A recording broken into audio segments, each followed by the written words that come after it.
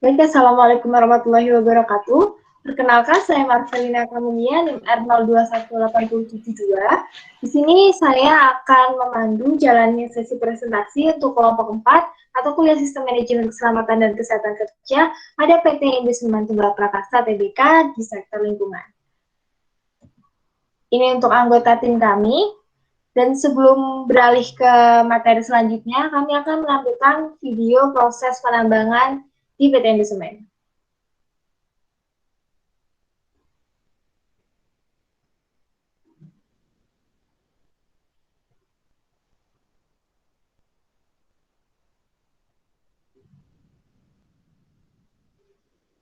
Ton per hari.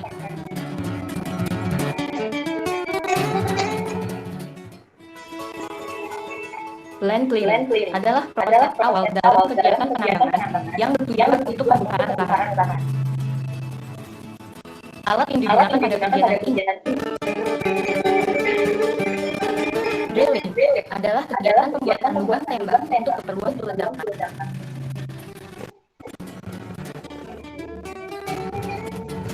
Tipe yang digunakan adalah subtrusif dan down the hole dengan diameter bermacam-macam, yaitu 6 inci.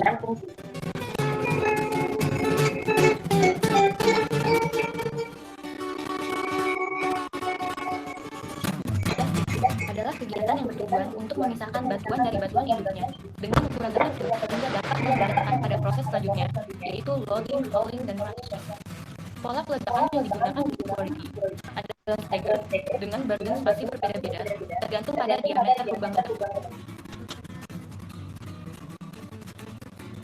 Bahan peledak yang digunakan adalah loading adalah kegiatan pengangkatan batuan hasil ledakan ke sebuah dump truck oleh wheel loader untuk diangkut ke proses selanjutnya.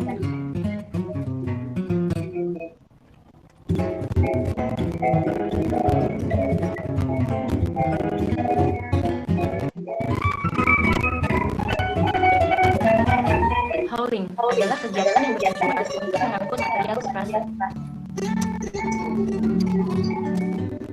Alat yang digunakan crushing adalah kegiatan perebutan batuan untuk mendapatkan ukuran tertentu sehingga dapat diolah di pabrik. Crusher yang beroperasi di quality terdiri dari beberapa tipe, yaitu double shaft surface adalah alat penambangan yang bekerja dengan cara membelah batuan sehingga tidak memerlukan kegiatan drilling dan blasting. Kapasitas alat ini sekitar 200 ton per jam. Conveying adalah kegiatan transportasi material yang dilakukan oleh conveyor menuju storage pabrik.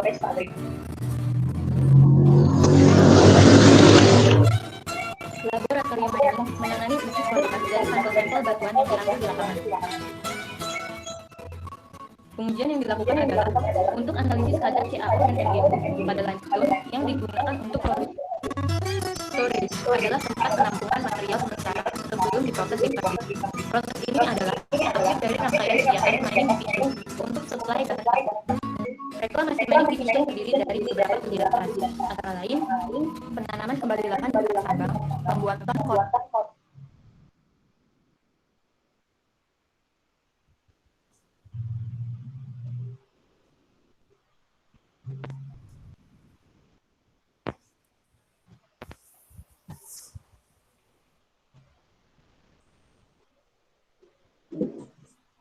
Nah, itu tadi adalah cuplikan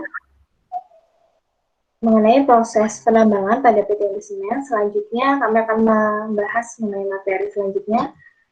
Ini adalah materi yang akan kami sampaikan. Untuk materi selanjutnya akan disampaikan oleh teman-teman saya. Kepada yang bertugas, saya persilakan. Saya Bramastio, NIM R021826. Perusahaan PT Indosemen ini bergerak dalam penyediaan semen dan bahan bangunan yang berkualitas. Selanjutnya,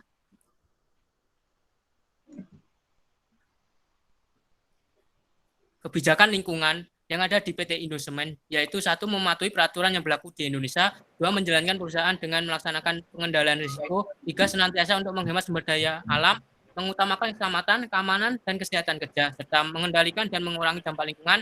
Keempat, meningkatkan program untuk menciptakan hubungan kerjasama. Selanjutnya adalah proses produksi sebesar IBPR-nya. Saya Talita Salsabila Lupunirahara, NIM R021816. Yang pertama adalah proses land clearing. Di sini ada dua faktor bahaya. Yang pertama adalah faktor mekanis akibat ekskavator dan faktor lingkungan akibat penebangan pohon, yang dimana dampak keduanya adalah sama-sama menimbulkan longsor. Untuk tingkat resikonya sama-sama bernilai 9.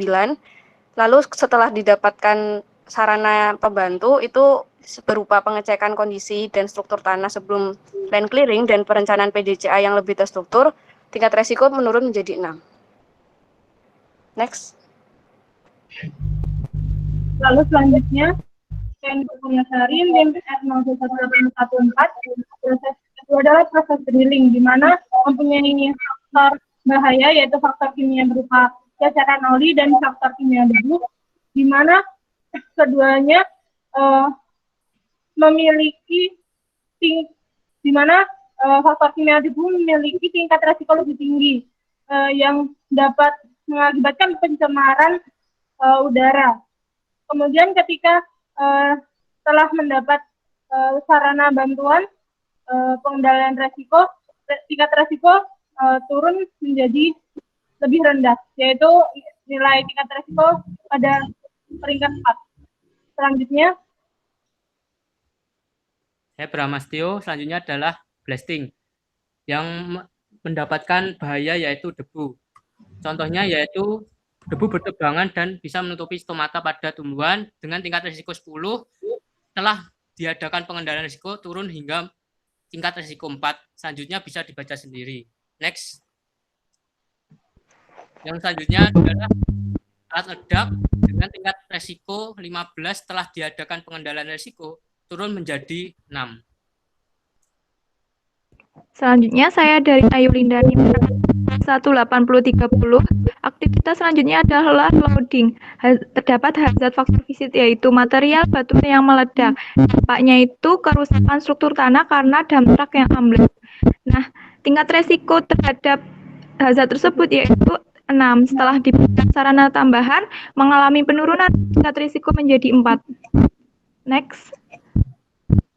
Faktor yang kedua adalah faktor kimia, yaitu debu. Dampaknya jumlah partikel debu meningkat di udara yang mengakibatkan risiko itu menjadi high risk, yaitu skornya 15. Setelah diberikan sarana tambahan skornya mampu berkurang, yaitu menjadi 4. selanjutnya ada hauling.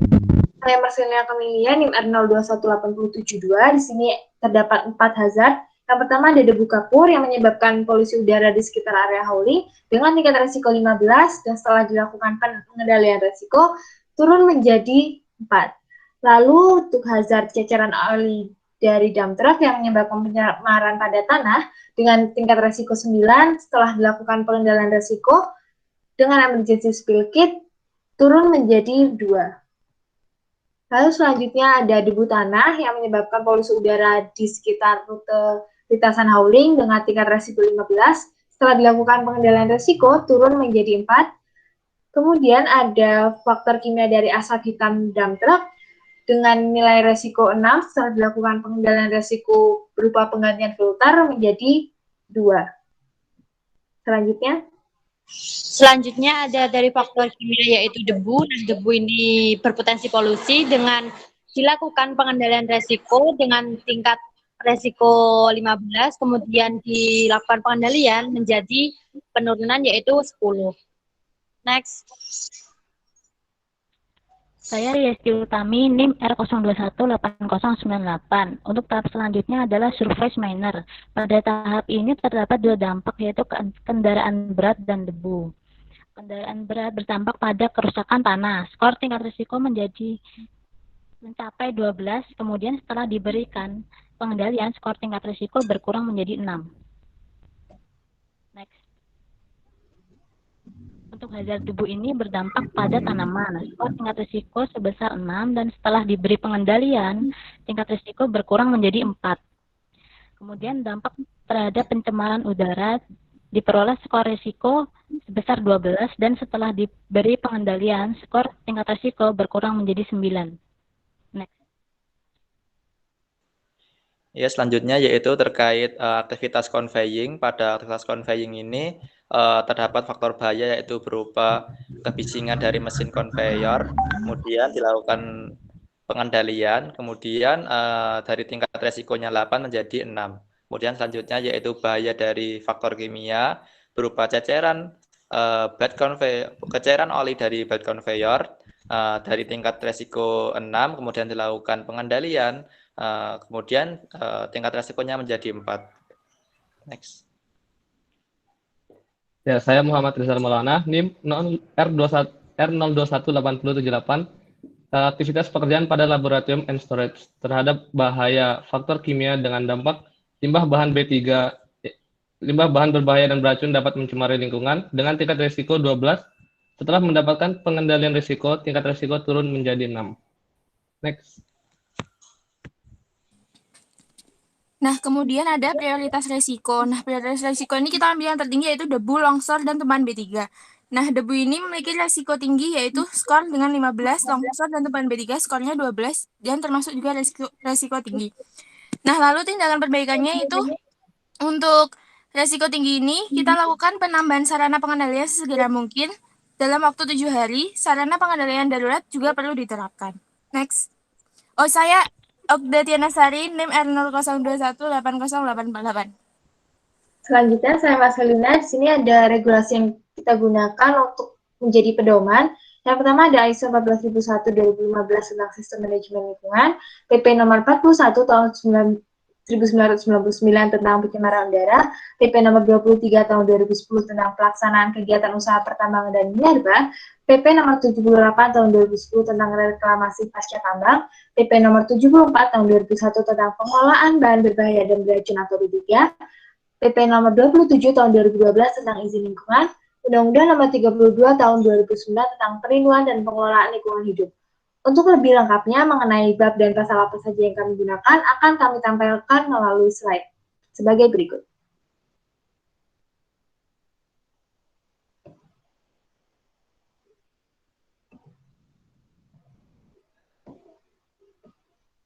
Selanjutnya ada analisa kebutuhan training.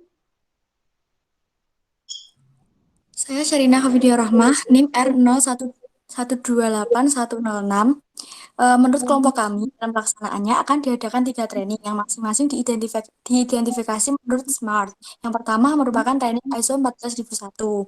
Training ini merupakan kegiatan pembekalan pekerja dalam pemahaman manajemen lingkungan di tempat kerja. Pekerja yang mengikuti training sejumlah 25% pekerja Departemen HSE. Training ini dilakukan agar pekerja memiliki pemahaman tentang strategi penerapan sistem manajemen lingkungan, agar pekerja dapat mengimplementasikan sistem manajemen lingkungan di tempat kerja. Training dilakukan minimal 3 bulan sekali selama 3-7 hari dengan anggaran per tahun 60 juta rupiah. Next. Saya Julia Aisyah Nur, NIM R0218064. Nah, training yang kedua adalah training pengendalian pencemaran udara. Training ini bertujuan untuk memberikan pembekalan kepada pekerja dalam mengendalikan pencemaran udara. Training ini ditujukan untuk pekerja dari Departemen HSE. Kemudian untuk penyelenggaraannya, training ini diselenggarakan 6 bulan sekali dengan durasi 3-5 hari. Untuk anggarannya adalah 54 juta per tahun. Next. Nah, yang ketiga adalah training pengelolaan B3 dan limbah B3. Training ini bertujuan untuk memberikan pemahaman kepada pekerja mengenai pengelolaan B3 dan limbah B3 di tempat kerja. Nah, untuk pesertanya sendiri adalah pekerja dari Departemen HSE dan pelaksanaannya 6 bulan sekali minimal dengan durasi 3-7 hari. Untuk anggarannya sama yaitu 40 juta per tahun. Next. Selanjutnya ada program-program K3. Nah, seperti yang sudah dijelaskan tadi, training-training yang sudah ada itu juga termasuk ke dalam list daftar program.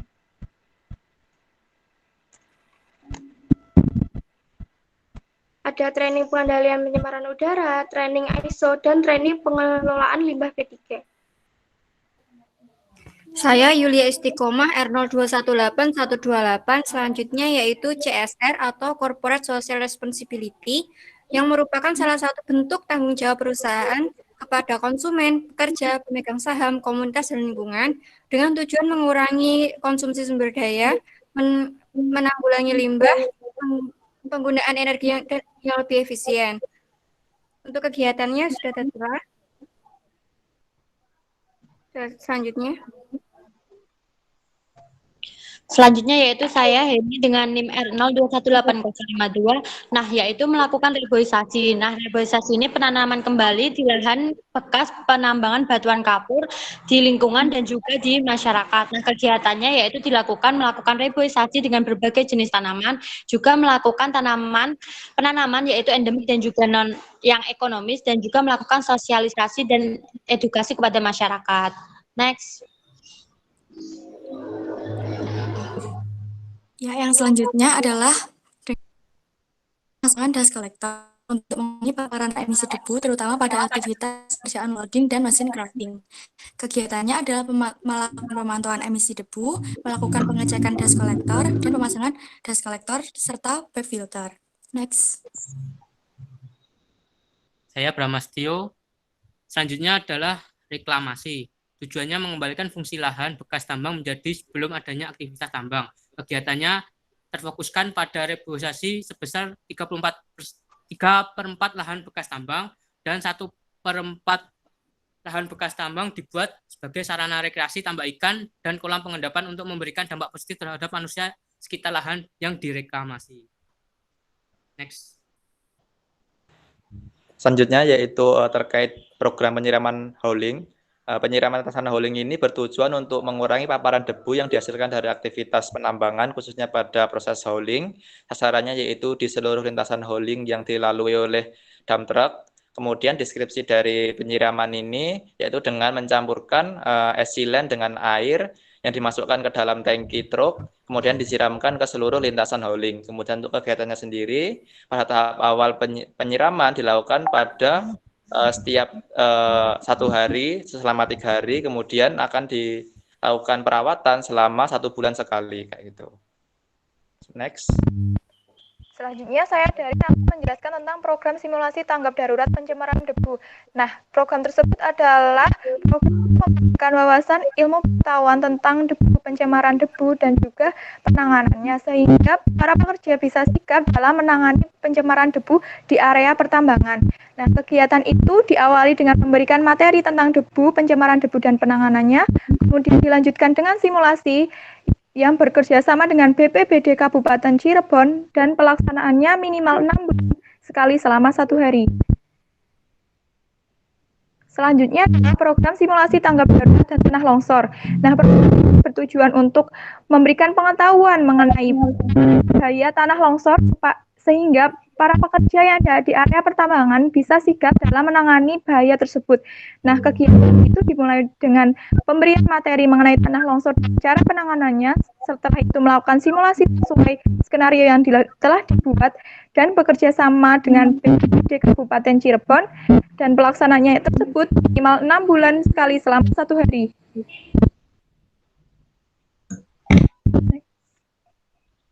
Saya Ria.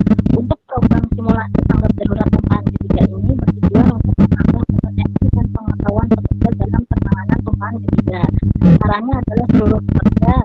Nah, kegiatannya dapat dilihat pada slide berikut. Next.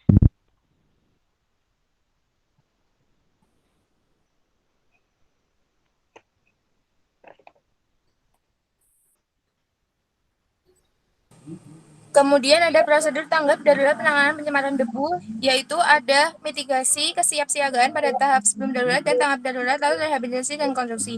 Nah, mitigasinya itu ada SOP penanganan debu, lalu ada pencegahan dan pengendalian debu, adanya pembersihan endapan debu, persiapan sarana prasarana, pembentukan tim tangga, pemasangan bed filter, dan lain-lain. Lalu yang kesiapsiagaan itu tips teknis memastikan pendeteksi debu ya ketika terjadi keadaan darurat yang terkait dengan debu, misalnya angin puting beliung. Lalu tanggap daruratnya menyebarluaskan informasi bahwa sedang terjadi keadaan darurat. Lalu rehabilitasi dan rekonstruksinya yaitu penyemprotan air pada area yang masih terdampak debu dan pembuatan hujan buatan.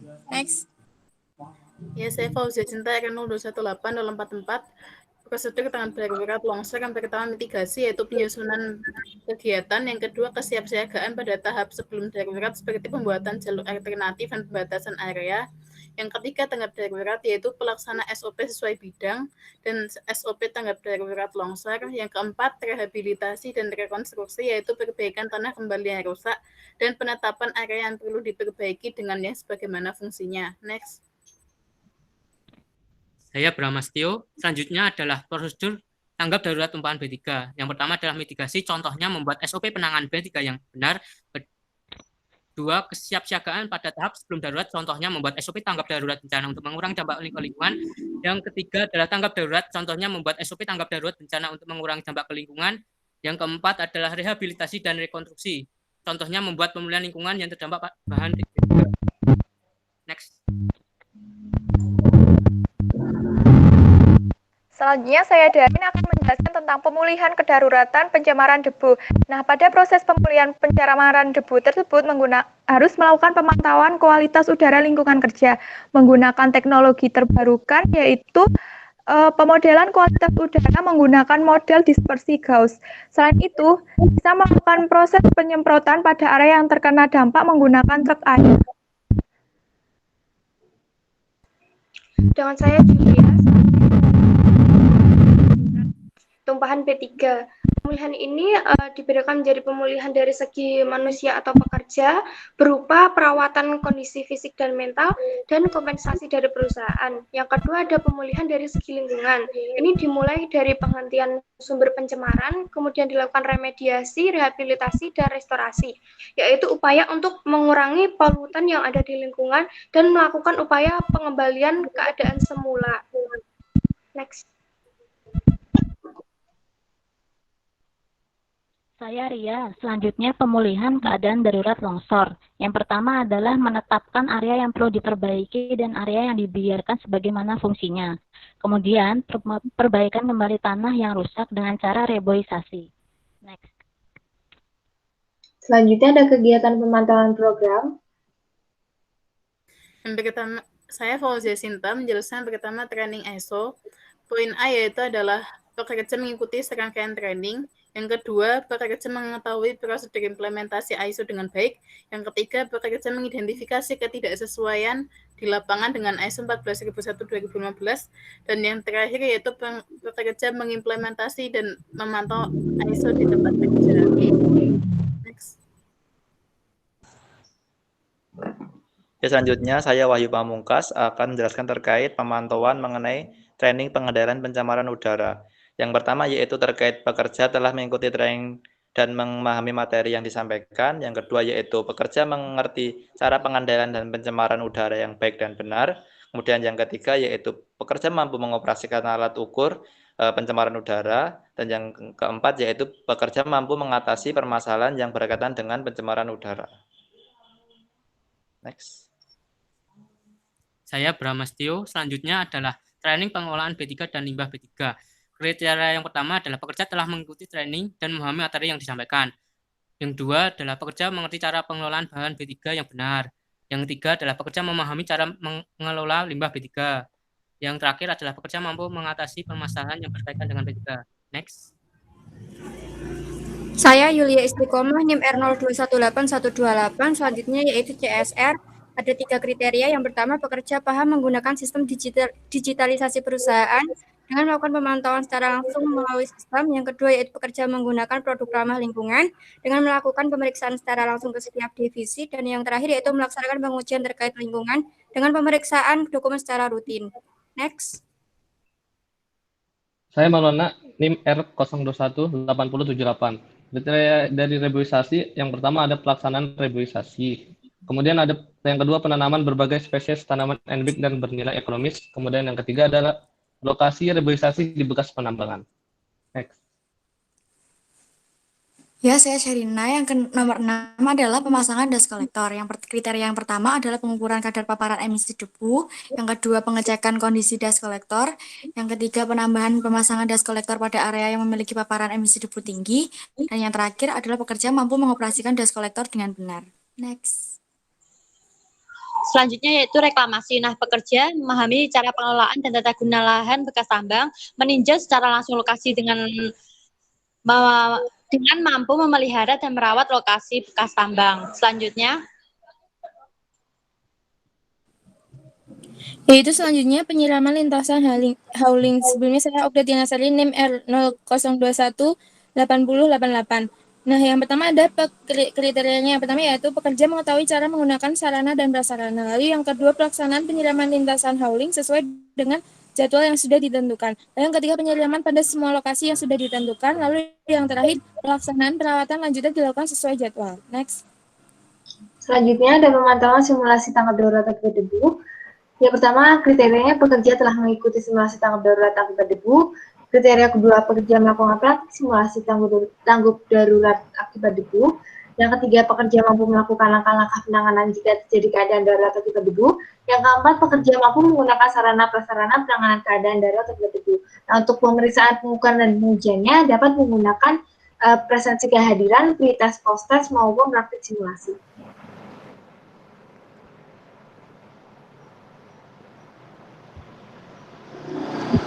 Selanjutnya saya Anissa tentang pemantauan simulasi tanggap darurat tanah longsor. Mempunyai 4 kriteria, yaitu yang pertama adalah pekerja telah mengikuti simulasi tanggap darurat tanah longsor. Yang kedua, pekerja mampu mempraktekkan simulasi tanggap darurat tanah longsor dengan benar. Yang ketiga adalah pekerja memahami hal-hal yang telah dijelaskan pada simulasi tanggap darurat tanah longsor. Dan yang keempat adalah pekerja mampu melakukan penanganan jika terjadi adanya keadaan darurat tanah longsor dengan pemeriksaan dan pengujian berupa absensi dan pre-test dan post-test.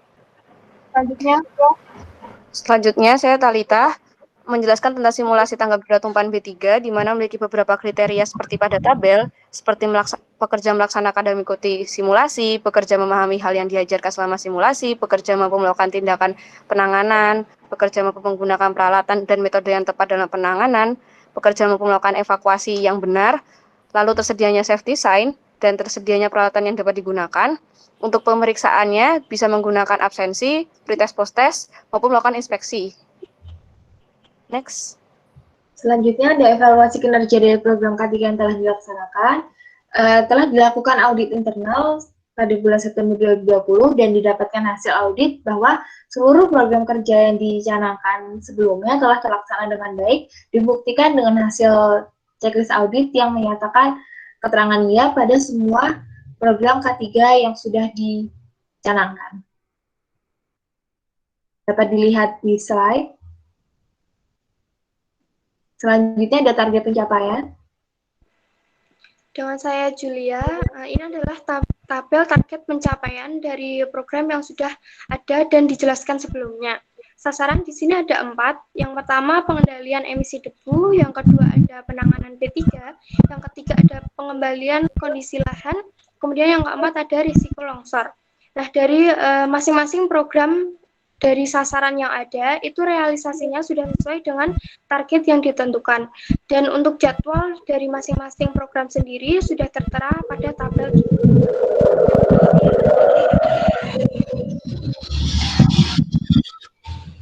Sekian presentasi dari kami, terima kasih atas atensinya. Mohon maaf apabila terdapat kesalahan kata, teknis maupun perbuatan selama melakukan presentasi. Terima kasih atas waktunya. Kami akhiri. Wassalamualaikum warahmatullahi wabarakatuh.